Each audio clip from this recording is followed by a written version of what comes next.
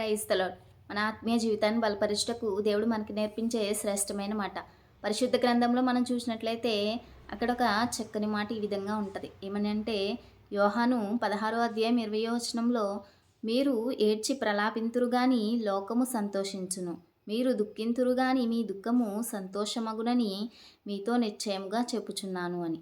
ఇక్కడ ఎప్పుడైతే మనకు కష్టాలొచ్చినప్పుడు మనము చాలా బాధపడుతూ ఉంటాం కదా!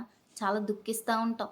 మన తోటి వారికి చెప్పి మనం మన కష్టాలని వారి దగ్గర చెప్తా ఉంటాం. అప్పుడు వారు ఏం చేస్తారు? మనతో పాటు దుఃఖపడతారా? మనతో పాటు బాధపడతారా? లేదు కదండీ! మనం దుఃఖపడుతూ ఉంటే వారు మనసులో ఏం చేస్తారంటే సంతోషిస్తారు. కానీ మనం దుఃఖపడితే, మనం బాధపడితే మన కోసం ఏడ్చేవాడు మన దేవుడు. మనము ఏడిస్తే ఆయన కూడా ఏడుస్తాడు.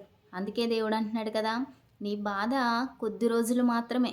ఎందుకంటే అది నిన్ను శ్రమల కొలిమిలో వేసి నిన్ను సువర్ణం వలె మార్చడానికే తప్ప నిన్ను సరిచేయడానికే నీకు ఆ శ్రమను దేవుడు అనుమతిస్తూ ఉంటాడు.